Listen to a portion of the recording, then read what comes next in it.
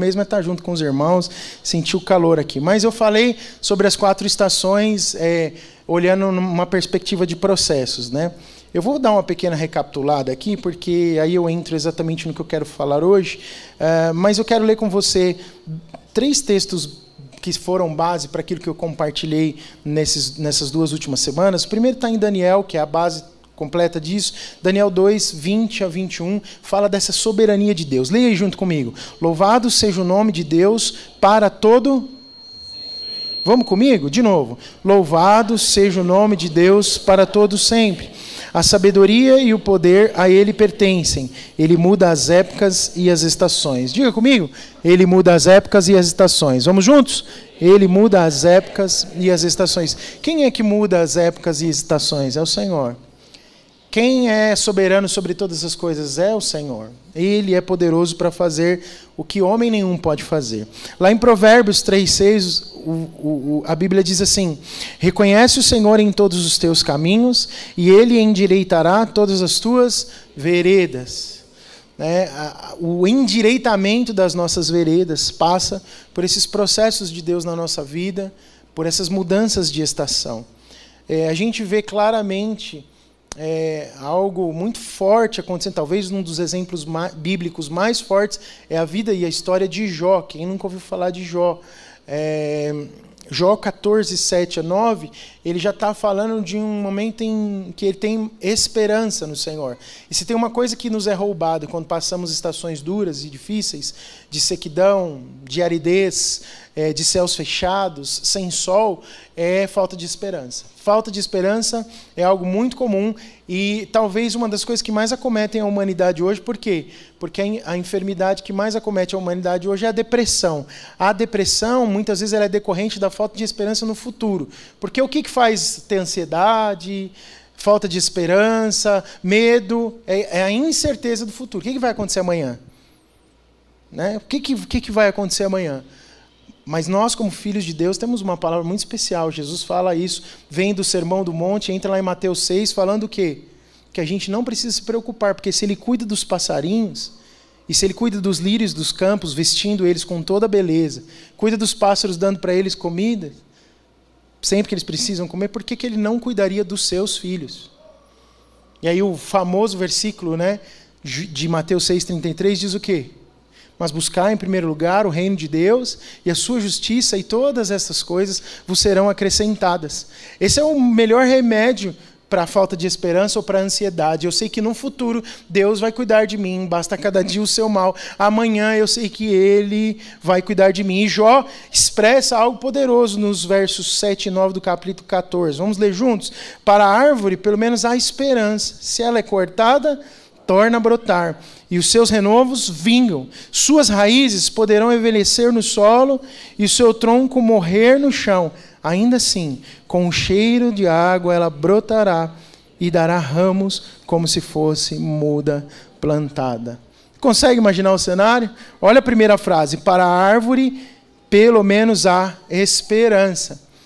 Quer dizer, ele fala isso no início, olha, pelo menos para a árvore há esperança. Porque ela pode estar, o tronco tudo destruído. Esses dias eu precisei fazer um trabalho lá no jardim da minha casa, nos vasos, né? Não é jardim, são nos vasos. E é incrível, nasceu uma árvore lá, aquilo é uma árvore. E não dá para entender como aquele negócio nasceu lá. Era muito grande para um espaço tão pequeno de terra, e estava competindo com uma outra que era maior que ela. Assim, a gente foi cortar, daí ele falou, preciso de resolver isso aqui. Quando a mulher fala assim, nossa, eu estou precisando fazer alguma coisa, receba, irmão, é para você fazer. Sua esposa fala assim, nossa, eu preciso fazer preciso pintar a parede, preciso arrumar a lâmpada, preciso cortar a árvore. Na verdade, ela está querendo dizer para você que ela, né? Está entendendo? Posso ouvir amém dos irmãos? Mas aí eu cortei todos os cotocos, ali ficou uns pedacinhos assim de tronco, um negócio grosso assim. Então aquilo ali não tem vida. Uns pedaços de tronco, fica lá uns pedaços. Aquilo não dá, vai para o lixo. O que Jó está falando aqui é que ainda para os pedaços de tronco, ainda há esperança. Para aquilo que aparentemente às vezes não tem vida, ainda há esperança. Porque ela pode se tornar como uma muda nova. Não é isso que ele está dizendo aí? Simplesmente por sentir o cheiro da água. Quem faz isso?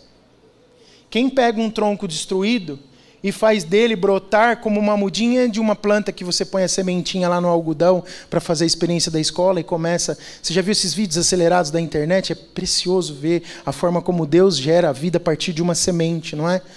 Jota falando aqui, Deus faz além disso até. Deus faz aquilo que parecia morto, porque para a árvore cortada ainda há esperança. Então, às vezes, se você está achando que a sua vida arruinou de vez, eu quero dizer para você que Deus ainda te vê como uma semente com possibilidade de frutificação, com possibilidade de crescer.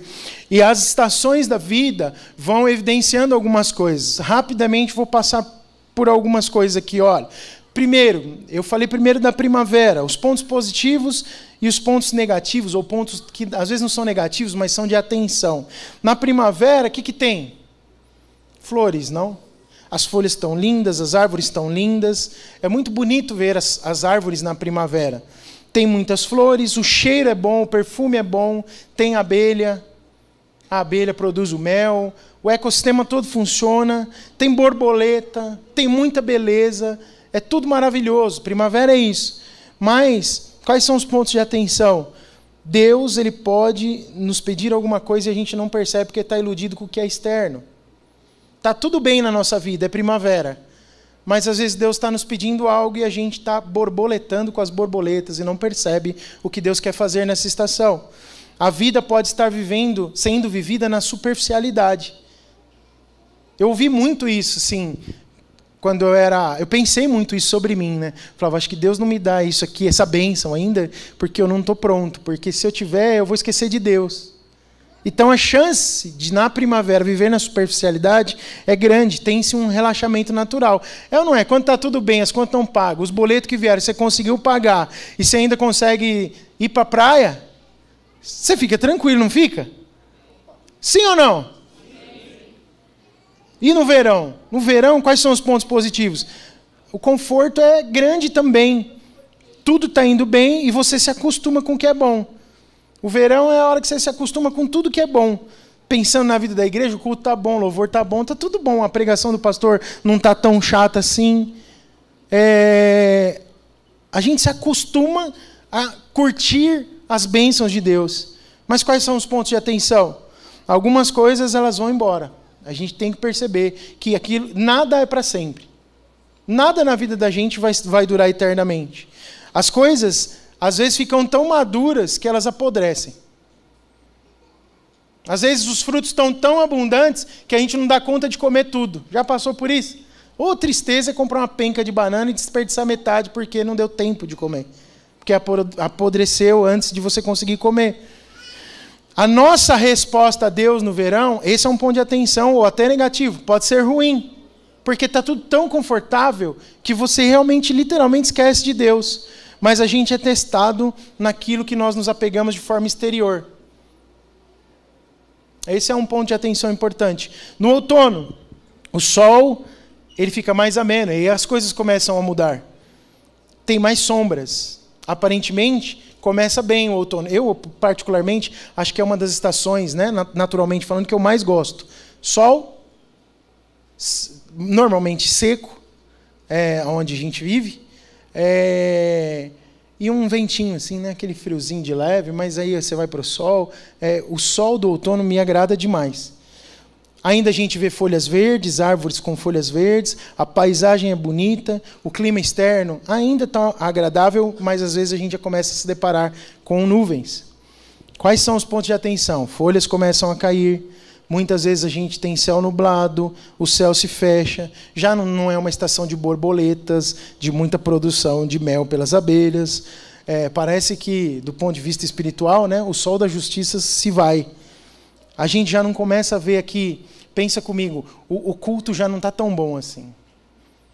Um culto é bom, 2 é ruim. Aí 2 é bom, aí 1 fica ruim de novo. Aí a gente começa a fazer o quê? Olhar mais para as pessoas do que para Jesus. Olhar mais para as circunstâncias do que para o consumador da fé. No outono a gente começa a tirar a atenção completa aí de Deus, porque já não tem bem. A gente começa a murmurar. porque já não tem tanta bênção para desfrutar como na primavera e no verão. O céu não está completamente aberto. E aí você começa, por que se afastou de Deus? Por que deixou de buscá-lo? Por que não o ouviu na primavera e no verão? Você começa a agir na carne, e a carne murmura. Quais são os pontos de atenção? Presta atenção, as folhas vão cair. Deus está nos chamando a atenção, isso é muito importante, para as coisas que são interiores. Talvez você esteja vivendo isso na sua vida. Deus quer que você olhe para dentro. Não foque naquilo que é aparente. Não olhe naquilo que aparentemente você perdeu. Deus está trabalhando dentro de você. E no inverno, aí não se vê mais nada em termos de vida na natureza, né? Nós não temos muita alternativa no inverno. É ir para Deus. Quando você vai num país onde o inverno é mais rigoroso, eu tive um tempo da minha vida, muitos anos atrás, que eu fui muito para a Argentina. Então eu fui para a Argentina nas 4 estações. E é muito curioso, porque o inverno aqui é um pouco diferente, né? Nosso inverno do ano passado foi quase que um verão, né? Porque fez calor forte. Quando eu chegava lá e descia no aeroporto, pegava um carro de 1 hora para ir para o centro, que era onde eu ficava, onde eu trabalhava, o caminho, assim, tinha muitas árvores, e elas eram todas peladas. Pensa a árvore só com galho. A árvore não tinha nada, assim, o chão, onde normalmente tinha grama na primavera, no verão, até no outono, era terra, a grama morria. A grama vai secando, fica marrom, morre, fica tudo... Aí tem os lugares que ficam sendo mais cuidados, que tem um pouco de grama ainda e tal, mas vai ficando tudo marrom, cinza, branco, não tem sol, e aí dá aquela... Não à toa a gente ouve pesquisas hoje em dia que pessoas que vivem em países nórdicos, leste europeu, elas têm a tendência maior à depressão, porque elas ficam mais sem sol, fica mais no clima cinza. Mas, mesmo precisando mais de Deus, é a hora que você o tem disponível, como em qualquer estação. Deus está disponível no verão? Muito disponível. Na primavera? Também. No outono? Sim. E ele está disponível no inverno. E ele é tão doce, tão bom, que parece que é no inverno que a gente procura mais o Senhor, e ele vai estar lá. Eu ouso dizer para você que Deus nos leva para o inverno. A gente precisa aprender lições importantes no inverno. A gente precisa aprofundar raízes. Às vezes o inverno ele vai ficando mais ameno, às vezes sabe por quê? Porque a vida é cíclica mesmo. A gente passa pelas mesmas coisas, se você for reparando. Mas as raízes, a cada momento, isso que é importante você perceber, que as suas raízes estejam mais profundas. Que você tenha um nível maior de maturidade quando estiver passando novamente. Você foi ofendido ontem? Pode ser que daqui a alguns dias você seja ofendido com a mesma ofensa de novo. A sua resposta vai ser diferente à medida que as suas raízes são mais profundas e que você tem mais maturidade. E quais são as atenções que a gente tem que ter no inverno? Tudo que é aparente se foi. Então isso é muito negativo.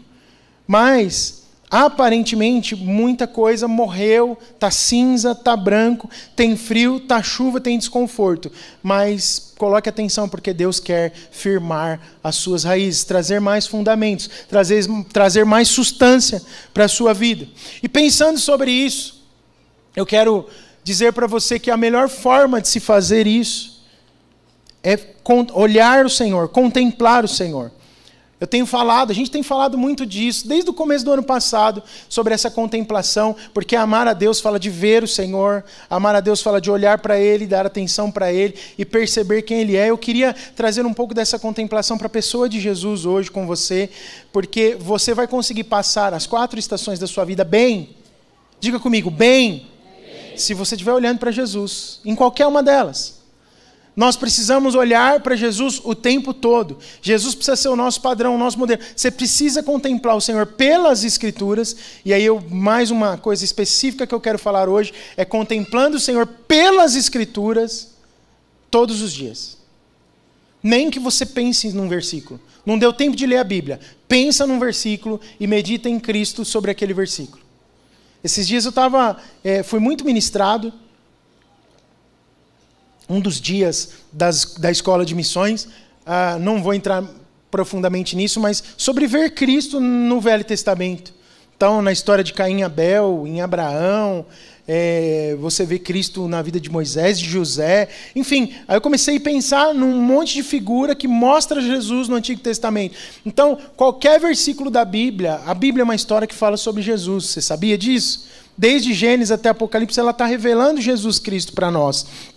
Você precisa meditar na palavra. E eu quero ler com você Mateus, capítulo 11, versos 25 até 30. Vamos fazer uma leitura completa para depois entrarmos um pouco nesse texto sobre a contemplação do Senhor Jesus para ditar o nosso comportamento diante dos processos de Deus. O que nós devemos fazer diante desses processos de Deus que não vão acabar? Repita comigo assim: os processos de Deus não vão acabar. Você só precisa identificar onde você está e saber a resposta que você tem que dar. Mas Deus está trabalhando o tempo todo. O tempo todo Ele está mexendo em nós. Porque Ele te ama. Amém? Vamos ler. Mateus 11, 25 até o 30. Naquela ocasião, Jesus disse: eu te louvo, Pai, Senhor do céu e da terra, porque escondeste essas coisas dos sábios e cultos e as revelaste aos simples. Sim, Pai, pois assim foi do teu agrado. Verso 27. Todas as coisas me foram entregues por meu Pai. Ninguém conhece o Filho a não ser o Pai. E ninguém conhece o Pai a não ser o Filho e aqueles a quem o Filho... Vocês, 28.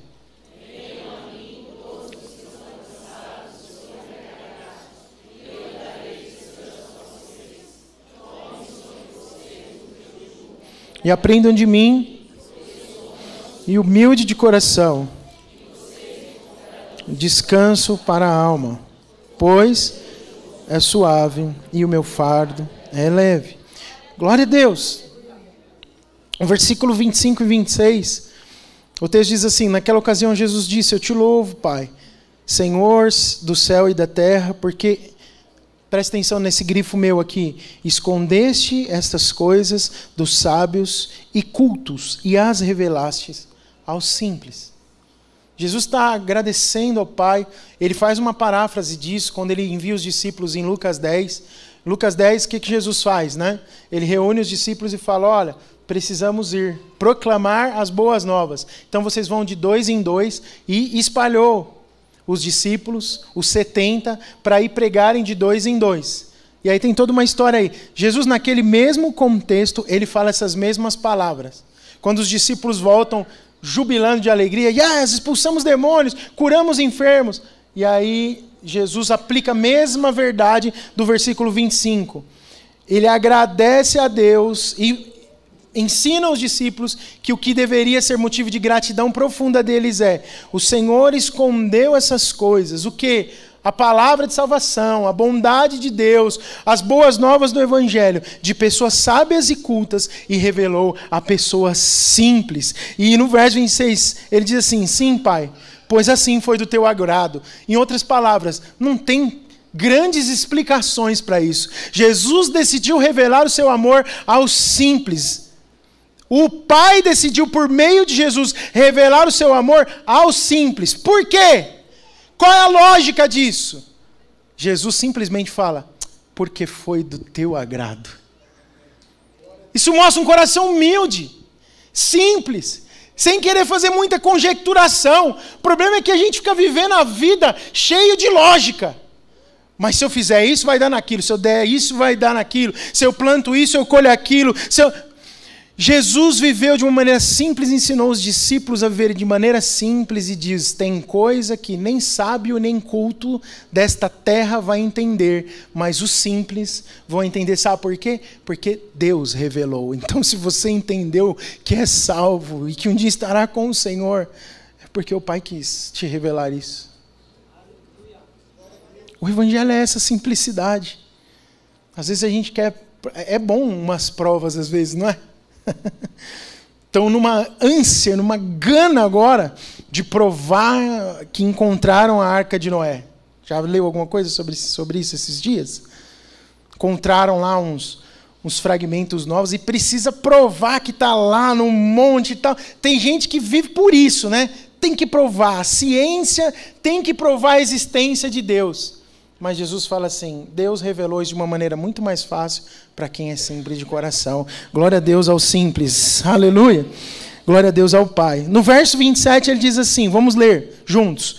Todas as coisas me foram entregues por meu Pai. Ninguém conhece o Filho, a não ser... E ninguém conhece o Pai, a não ser o Filho e aqueles a quem o Filho quiser revelar. Quem é que te revelou o Pai? Jesus. Somente por meio de Jesus podemos conhecer a Deus. Então Jesus está sendo muito claro. Quem vem a mim, quem conhece a mim, vai ter conhecimento de quem é Deus. Não tem outra forma. E aí ele continua no verso 28. E aqui quero falar um pouco mais com você. Verso 28 diz assim: venham a mim todos os que estão cansados, sobrecarregados, e eu darei descanso a vocês. Tem um convite aqui especial, um convite glorioso do Senhor Jesus para todas as pessoas. A primeira coisa é que é um convite para todos, é um convite universal. Vinde a mim todos, diga comigo, todos. Todos os que estáis cansados. Jesus dirige essas palavras nas mesmas cidades onde ele foi rejeitado. Jesus tinha sido rejeitado. Teve lugares onde Jesus foi chamado de glutão, de beberrão, de andar com pecadores, acusado de maneira injusta pelas pessoas, de viver uma vida errada. Mesmo nessas cidades onde ele é ofendido, ele vai lá e diz: venham a mim todos os que estão cansados e sobrecarregados. Jesus ele não disse à humanidade pecadora: afastem-se de mim, pecadores. Ele diz: venham a mim. Venha a mim você que está cansado. Vinde a mim. Esse convite, ele é para todos os homens, ele é para todos os homens de todos os lugares, de todos os tempos, de todas as culturas. Nós estamos vivendo um tempo em que esse convite está em aberto. Ele é um convite para o rico, é um convite para o pobre. Ele é um convite para o doutor, ele é um convite para o analfabeto. Ele é um convite para crianças, mas ele é um convite também para idosos. Ele é um convite para homens, mas é um convite para mulheres. Ele é um convite para ateus, ele é um convite para religiosos. Ele é um convite para todos. O Senhor incluiu todos no seu convite. Esse convite é para você. Esse convite Jesus fez para você. Você está cansado, você está sobrecarregado? Venha a mim, porque eu quero dar descanso para você. Ele é pessoal, ao mesmo tempo que ele é universal, ele fala especificamente de você, da sua dor, do seu cansaço, da sua alma, de quem você é. Deus não escolhe pessoas por sua cor, por sua posição social. Deus não faz acepção de pessoas. Ele está aberto para todos que se abrirem para ele. Mas foi ele quem abriu a primeira porta. Deus faz um convite dirigido a todos que o querem receber. Jesus está pronto para aliviar sua bagagem. Sabe qual é o problema? Às vezes a gente vem para o Evangelho e continua carregando fardos muito pesados. Bagagens que nos levam a sofrer demais. Irmãos, eu quero voltar para você em qual é a minha reflexão principal do dia de hoje. Obviamente que a gente vai pensar no texto, né? De Mateus 11, e a gente vai pensar no que esse texto está dizendo. Mas esse texto, ele pode ser para você esse reservatório daquilo que eu estou falando que é principal. O que é principal? É vivendo as estações da vida, ter alguma coisa aqui dentro que faz você parar por 10, 15 minutos, meia hora, e quando você deixa fluir, vai muito mais, às vezes, e graças a Deus, porque eu creio que você vai encontrar esse tempo na sua vida, mas é em meio aos processos da vida, parar um pouquinho e meditar. E eu escolhi esse texto como um exemplo do que é meditar. Você está percebendo o que eu estou fazendo com um versículo só? Ah, vinde a mim todos. Pronto, para aí, vinde a mim todos. Todos é comigo. E aí Jesus fala o quê? Cansados e sobrecarregados. Sim, cansado. Eu estou cansado de quê? Estou sobrecarregado de alguma coisa? Pode ser que em algum momento da sua vida esse texto já foi superado por você. Pode ser que em algum momento da vida ele faça muito mais sentido. Às vezes, a gente sabe faz o quê? A gente ignora as cargas da vida. Eu acho que todos nós em algum momento temos essa experiência. Tem coisa que você fala assim, não adianta mais lutar com isso, eu vou deixar de lado e vou seguir minha vida. Sim ou não? Deixa isso para lá. Já falei demais, já tentei demais, já investi demais, não está funcionando, eu vou ignorar e vou seguir em frente. Mas carregamos aquilo ainda como um fardo. Aquilo ainda é um peso. E quando você abre a palavra de Deus para orar, contemplar o Senhor por meio da palavra, é permitir que Ele tenha a pauta da sua conversa com Ele, não você. Vamos lá. Deixa eu tentar explicar para você, porque essa é uma oração genuína e verdadeira, real. Quando a gente tem esse fardo a que me referi agora, que a gente abandonou, mas quando ele está muito vivo, quando ele está muito real, ativo na nossa vida, toda vez que a gente vai ajoelhar e orar, o que a gente faz? Senhor, olha isso aqui, olha esse fardo, olha essa coisa, olha esse problema, eu não aguento mais. Senhor, por favor, dá uma resposta sobre isso. Eu preciso do Senhor, faz alguma coisa comigo. Mas eu sou um crente, e eu sei que a minha vida passa por estações de altos e baixos, tem primavera, verão, outono e inverno. E aí, eu em algum momento, mesmo sendo um crente, eu sou uma pessoa também, sou um ser humano. Eu pego esse problema e falo, não dá mais para lidar com isso, deixa ele de lado. E vai seguindo a vida, mas aquilo ainda é uma tristeza, aquilo ainda é algo que incomoda o seu espírito, aquilo ainda é algo que traz peso na sua alma, mas você decidiu deixar aquilo de lado. E a sua pauta, como um crente que está amadurecendo no contemplar o Senhor por meio das Escrituras, não é mais simplesmente chegar com a sua lista de pedidos diante de Deus e fazer só essa oração. Veja bem, eu vou fazer um parênteses aqui no meu raciocínio. Pedir está tudo bem, tá? Nós somos filhos, está tudo bem. Você às vezes está numa angústia tão grande, você precisa, Senhor, eu preciso disso aqui. E Deus vai te entender. Às vezes você nem precisa. Mas Ele vai entender que você, como filho, que não tem toda a maturidade para aquilo, só consegue orar daquele jeito naquele momento. Fechei o parênteses, tudo bem se você ir ao Senhor a pedir, mas quando você vai crescendo em maturidade, você conseguiu deixar o problema de lado, o fardo de lado, e você fala, vou orar as Escrituras, de repente, brilha na sua mente um texto como esse. Você não está pensando em orar por aquilo. Mas aí acontece o que Paulo fala lá em Romanos, o Espírito ora por você. E você para numa frase, vinde a mim todos os que estão cansados. Aí você lembra que tem uma coisa que você deixou de lado e que estava te trazendo peso. E aí o Espírito começa a orar por você. E aí você está pondo foco em Deus. Deus está dizendo a pauta da oração. É Ele quem está trazendo no seu espírito. E você começa a orar o que Ele quer, no tempo dEle, na hora dEle, no momento dEle. Quando nós orarmos mais a palavra e menos a nossa própria vontade para o tempo presente, as coisas acontecerão e acontecerá o cumprimento da profecia de Daniel. Deus vai mudar os tempos e as estações, porque nós estamos contemplando o Senhor pelas Escrituras. Você está me entendendo? Os irmãos compreendem o que eu quero dizer com isso? Mas a coisa fica muito mais profunda aqui quando você olha para esse versículo. Ele é muito ilustrativo para essa questão de contemplar Jesus, que fala de orar a Bíblia por meio daquilo que nós estamos recebendo e não por meio daquilo que nós estamos vivendo. Eu não estou orando por causa dos meus problemas ou por causa dos meus projetos, eu estou orando porque a palavra de Deus me direciona a orar isso. E aí você continua e começa a ver exemplos de Jesus. Se eu pudesse te encorajar nesses dias, leia os evangelhos, porque lá nos evangelhos você vai ver o comportamento de Jesus na terra. E o comportamento de Jesus precisa ser seguido. E quando você segue o comportamento de Jesus, você é feliz. Quantos têm essa experiência? Digam amém. O convite é para uma relação pessoal com Jesus, além de ser para todos. Vinde a mim. Todos, mas é a quem? A mim. Jesus convida, não é para ir para uma religião, não é para ir fazer obras, não é para caridade, não é para penitência, não é para o sacrifício, é para mim, ele diz. Vinde a mim. Convida para uma relação pessoal com Ele. É ouvir dEle, é receber dEle. Ele convida você para ir parar na frente dEle, é para beber na fonte, é para seguir o caminho dEle, é com Ele.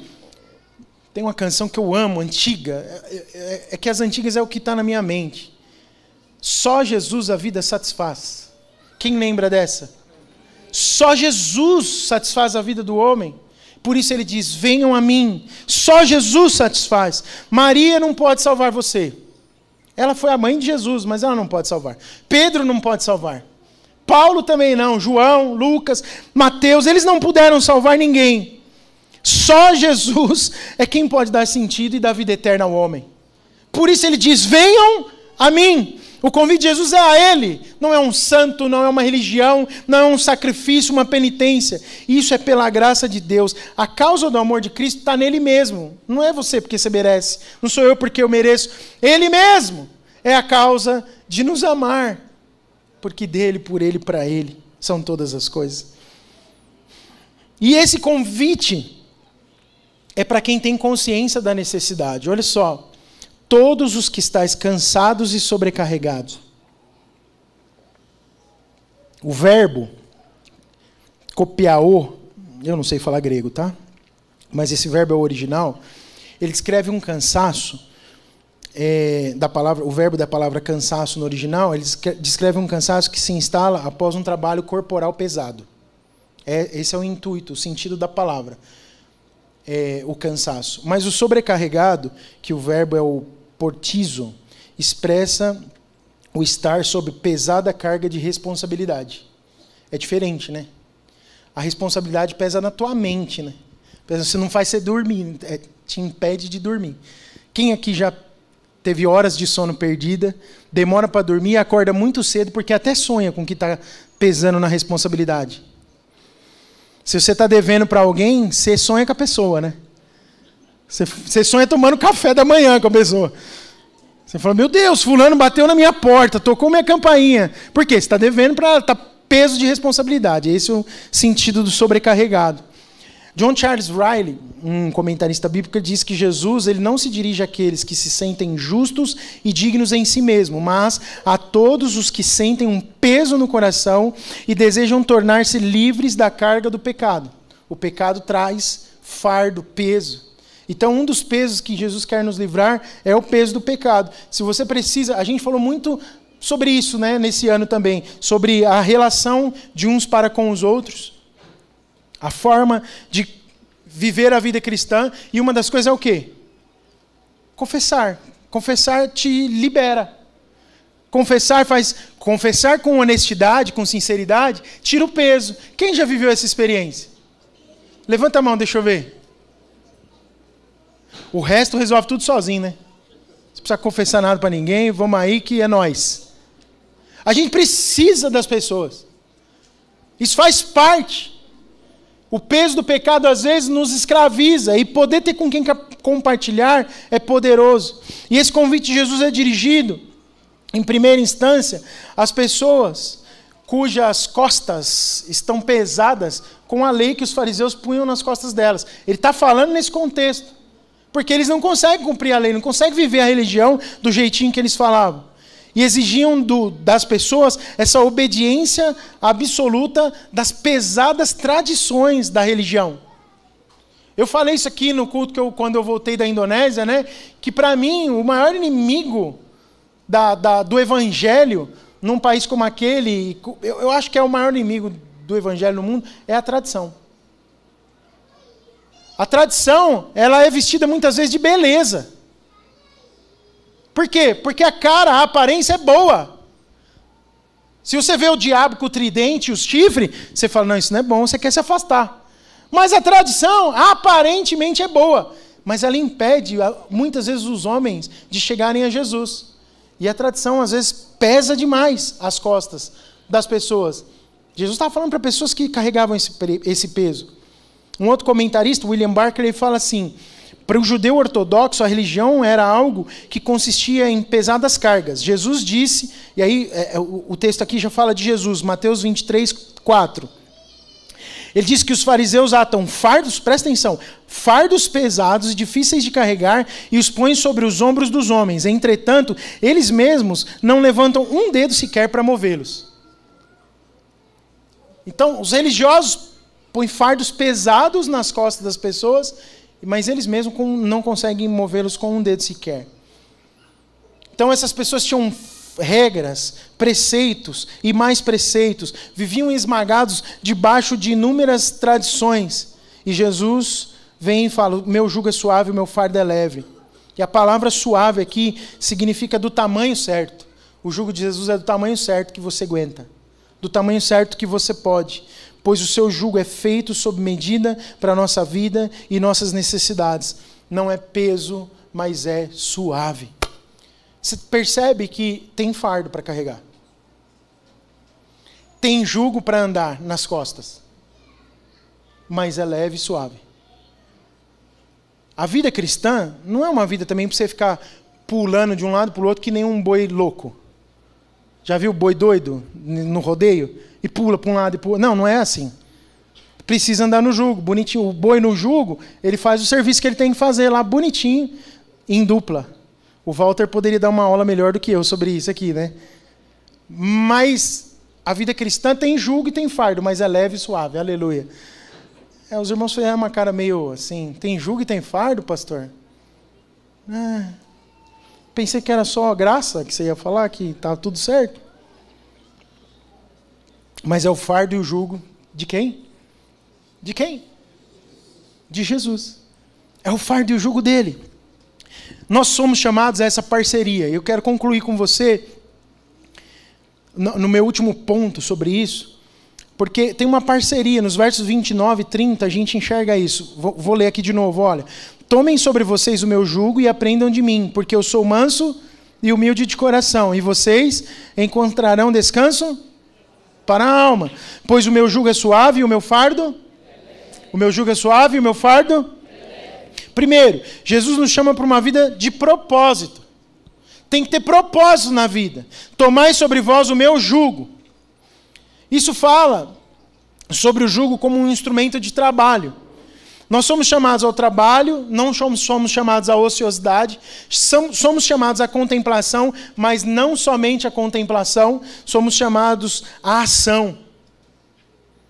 Contemplamos, mas agimos, baseado naquilo que o Senhor nos ensina. Somos chamados ao engajamento e não ao isolamento.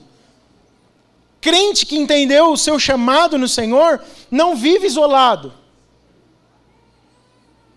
Esses dias eu conversei com uma pessoa, essa semana, que foi 20 anos de uma igreja, depois mais uns anos de outra, e agora ela está numa que ela falou assim, olha, essa pessoa, eu vou lá porque lá eu ouço os estudos, vou embora e não conheço ninguém. Está tudo certo na minha vida.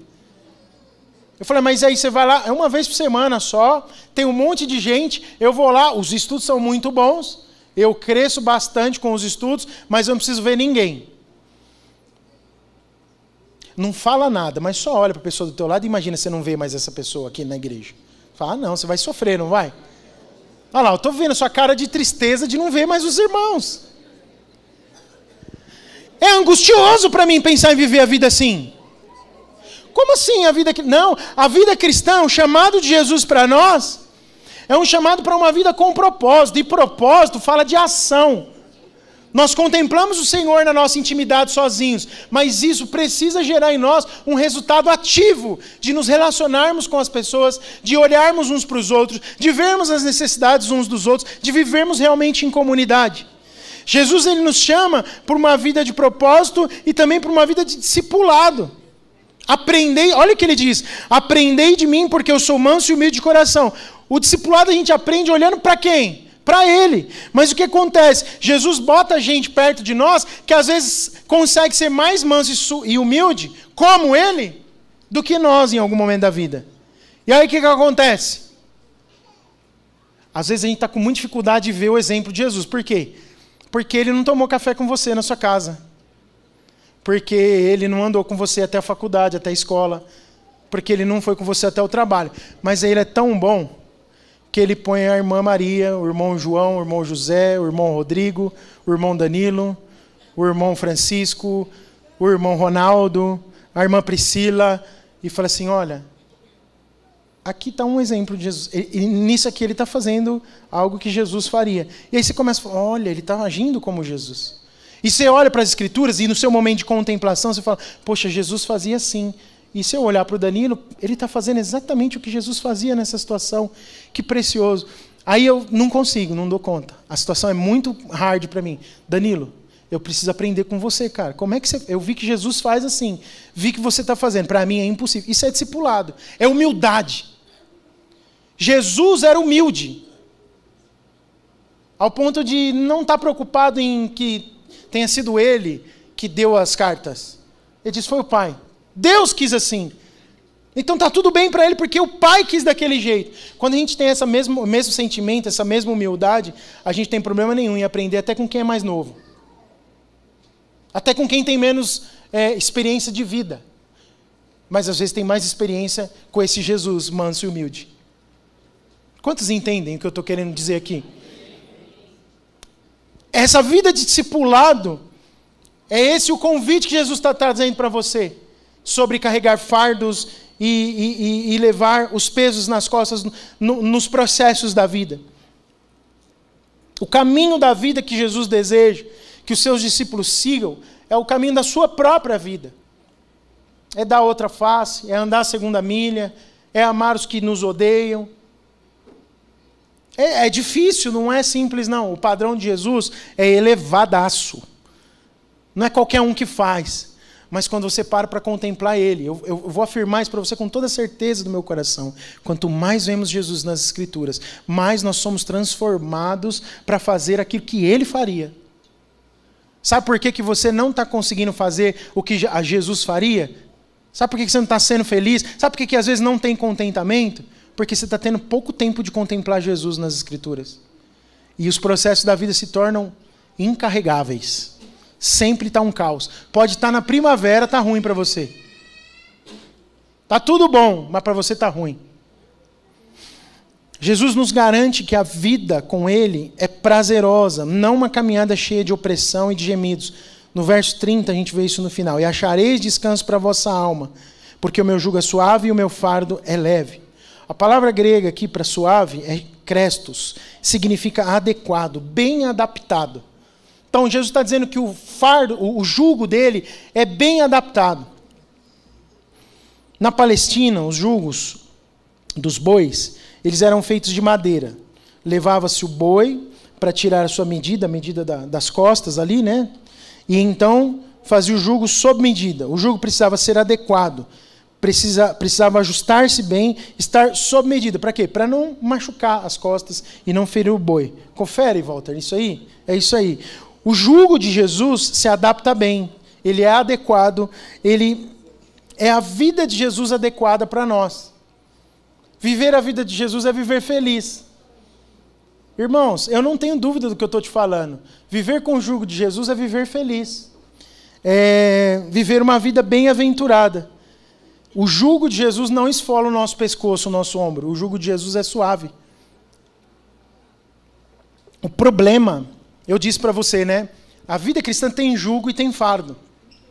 O problema é que o jugo, sem Jesus, ele esfola a gente e aí é um problema, porque toda hora a gente está tendo que fazer coisas paliativas. Põe band-aid, metiolate, curativo, passa e daqui a pouco está tudo estrupiado de novo.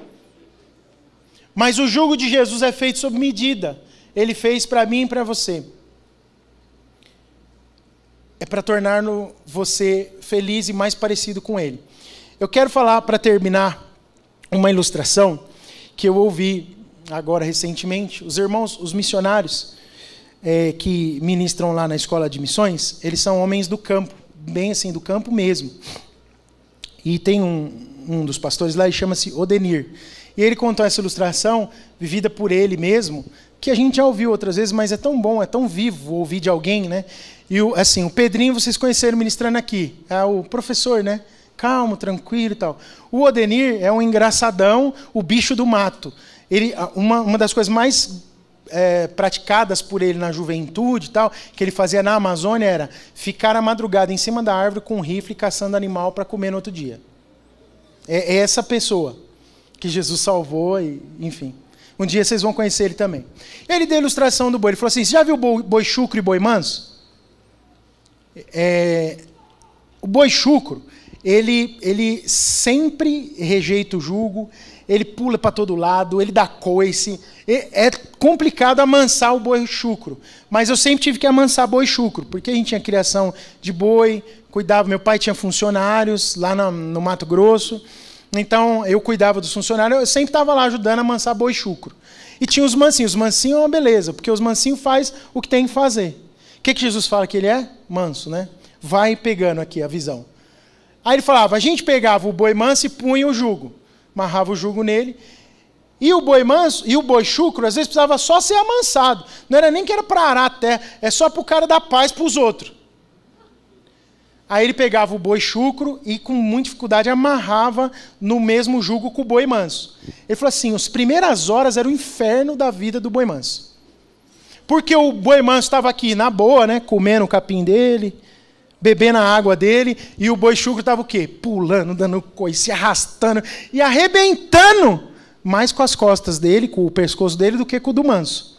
Mas ele falou, não dava paz. Passava um dia, ele estava todo carne viva aqui, aí ele tinha que parar de lutar. E o manso estava o quê? Estava lá, manso, de boa. O que acontecia do segundo dia, terceiro dia para frente? O boi chucro via que não adiantava mais, porque ele não ia tirar a paz do manso, aí ele começava a amansar. Ele começava a dar menos coice. E por quê? Porque quando ele dava um coice, doía demais. E aí ele via o sofrimento do boi chucro. E aí o sofrimento dele com as feridas e tal, começava a fazer ele o quê?